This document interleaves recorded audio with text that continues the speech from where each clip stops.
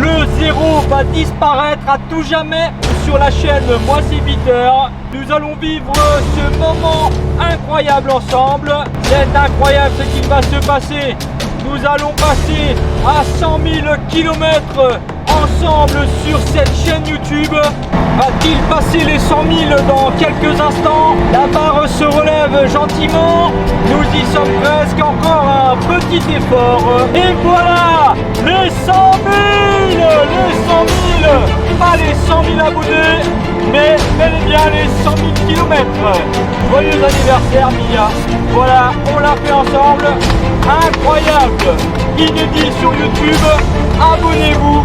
Vous n'avez jamais vu ça, mettez un pouce, c'est super important, nous allons faire le buzz.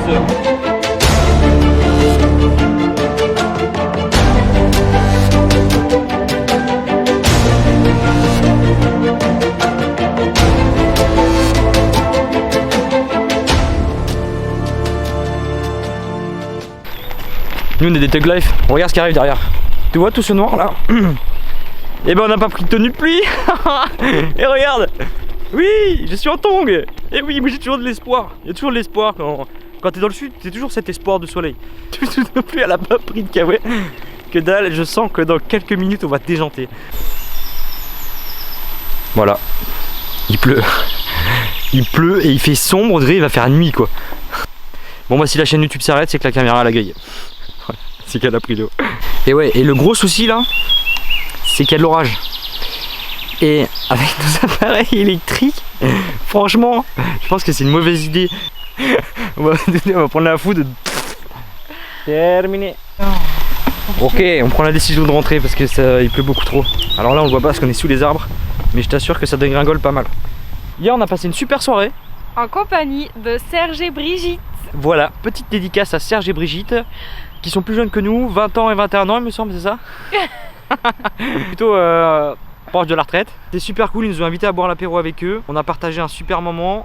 Bon, on n'a pas tellement partagé la bouffe parce que du coup nous on avait que dalle. C'est plutôt eux qui nous ont invités. Et c'était cool. Parce que c'est la première fois où on a des gens qui nous invitent à boire l'apéro.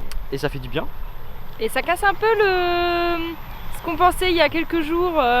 On trouvait que les camping-caristes étaient assez individualiste en fait, voilà, les volets fermés à 6 heures, personne ne se parle, personne ne se voit et tout.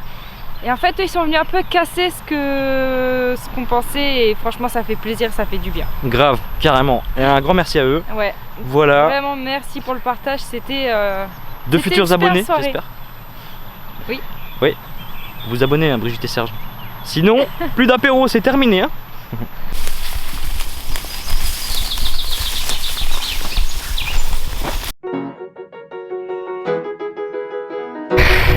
Et ben voilà, la tempête est passée.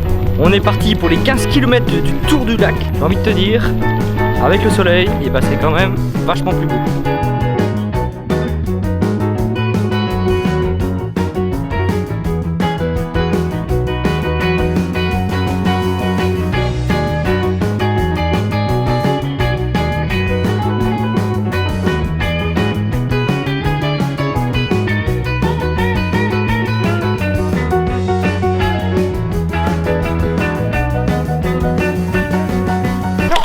C'est bon. Je glisse, pas, oui. Mais c'est bon, t'énerve pas, oh. Arrête de gueuler, je fasse quoi? Comment tu m'engueules? Et tu veux que je fasse quoi ici? Ah, juste en fait tu lâches ta caméra, t'essaies de venir m'aider, tout ça. Bah, vu comme t'étais dans le trou, je pouvais rien faire, t'as vu comme ça glisse? Oh la vache. Oh, ça m'a tué.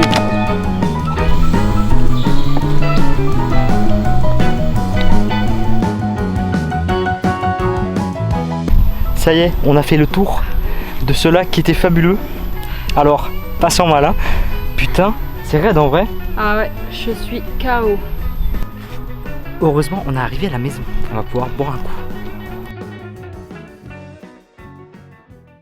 Bon, aujourd'hui, on a prévu d'aller à Carcassonne. Et évidemment, c'était un incontournable pour nous parce qu'apparemment, c'est très beau. Ouais. En tout cas, Doudou y a déjà été et elle m'a dit que c'était très beau. Alors, dans mes souvenirs, j'étais petite, mais dans mes souvenirs, c'est super à faire. Voilà, on nous l'a fortement conseillé. Donc, on va vous faire partager ça de suite. C'est parti!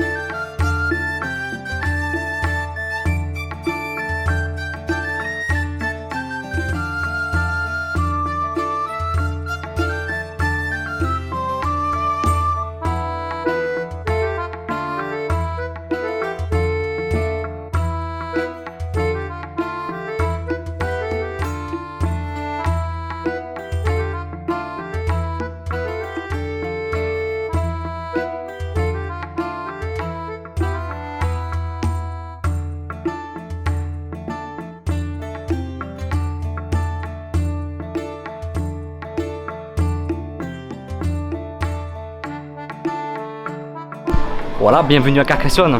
Du coup, nous allons visiter le petit musée de la torture. L'Inquisition, le musée de l'Inquisition. Le musée de l'Inquisition, on va vous montrer ça. C'est terrible. On va vous montrer tous les instruments qui étaient utilisés pour de la torture. Et peut-être même on va en tester un, voir si ça fonctionne bien.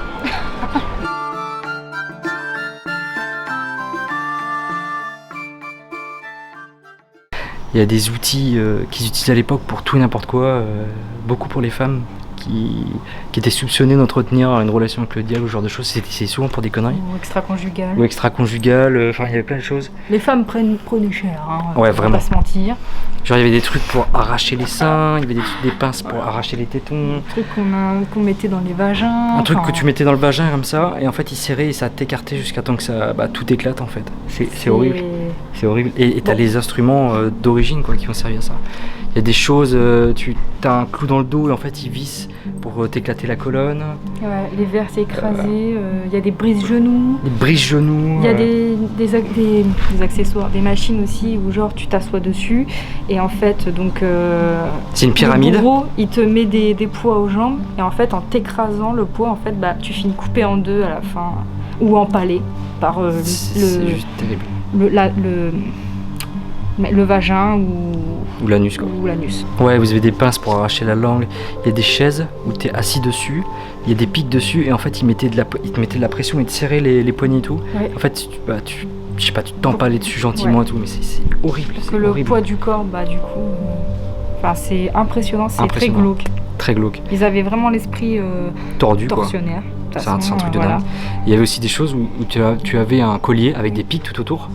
Et du coup tu pouvais pas trop bouger parce que ça te rentrait dedans. Ouais. Et tu avais aussi une ceinture qui était juste là avec des gros pics et en fait tu étais condamné à rester debout, tu pouvais pas te coucher sinon les pics te rentraient dans la peau. Voilà, c'est horrible. Et il y a aussi des crochets, ah non c'est à l'arrière, tu as des crochets qui sont dans les omoplates. En fait ils te suspendaient comme ça jusqu'à temps que tu meurs. C'est terrible, il y a plein de choses comme ça et vous avez les explications, c'est super. Vraiment il faut faire ce musée, c'est pas cher, c'est 10 € par personne. Mais ça vaut vraiment le coup, c'est très glauque pour les adultes, pour les enfants c'est moins cher. Et les enfants c'est à partir de 7 ans. Alors là on est en extérieur donc j'ai le droit de filmer. Donc regarde ce genre d'outil tu vois par exemple, c'est une scie et regarde comme c'est cruel, tu vois. Donc suspendu la tête en bas, la victime subissait ensuite un long et douloureux supplice alors que le bourreau commençait à scier dans ses chairs.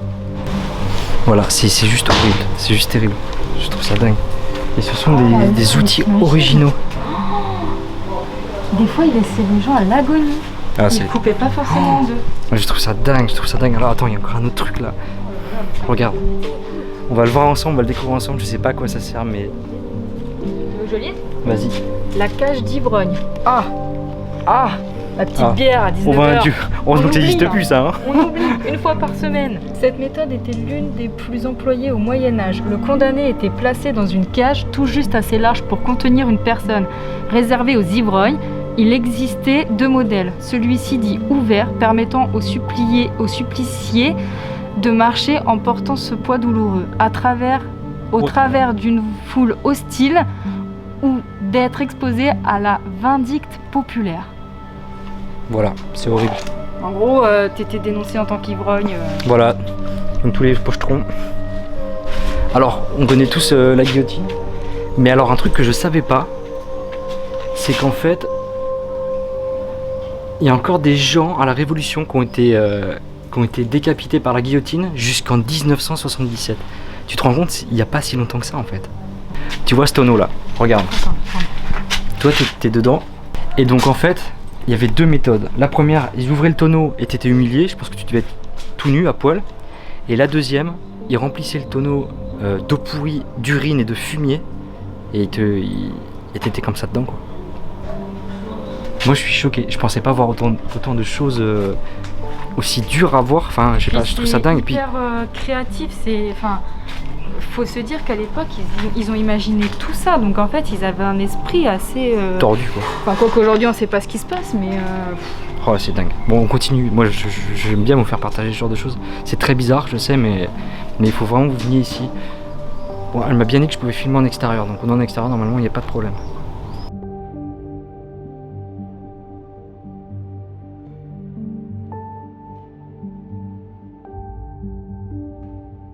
Voilà, on a fini la partie extérieure, donc là on va retourner à l'intérieur et on continue, on va t'expliquer encore 2-3 trucs. On va pas tout te dire non plus, que t'es la surprise. De toute façon tu vois pas d'image, donc ça c'est cool. C'est plutôt une bonne chose finalement qu'on puisse pas filmer de l'intérieur, comme ça tu vas vraiment voir tous ces accessoires qui sont absolument incroyables et très étranges.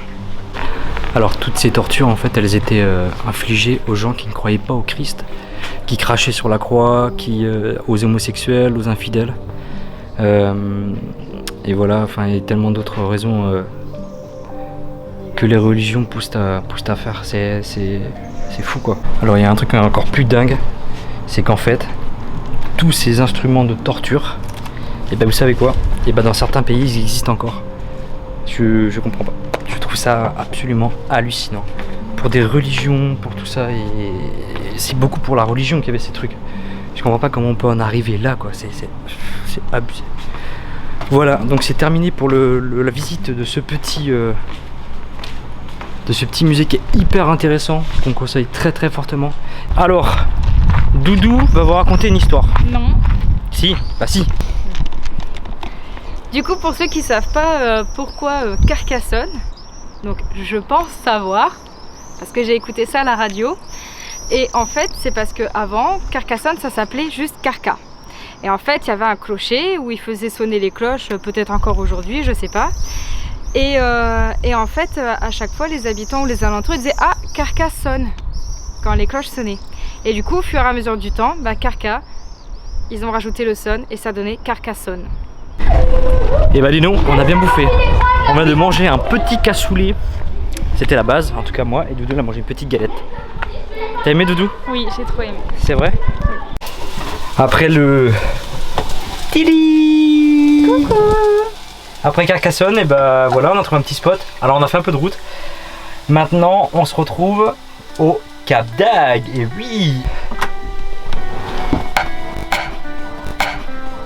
Oh non, bah le bouton a sauté. Alors pour cette fin de vidéo, on avait pensé avec Peter vous proposer quelque chose. En fait, dans les commentaires, mettez-nous un défi et puis on le relèvera dans une des prochaines vidéos. Voilà, c'est une idée sympa on trouve. Comme ça fait participer les abonnés et on essaiera de... Voilà, je pense qu'on essaiera de faire ça à chaque vidéo, ça peut être sympa. Interagir entre nous quoi. On vous dit à bientôt dans une nouvelle vidéo. Ciao!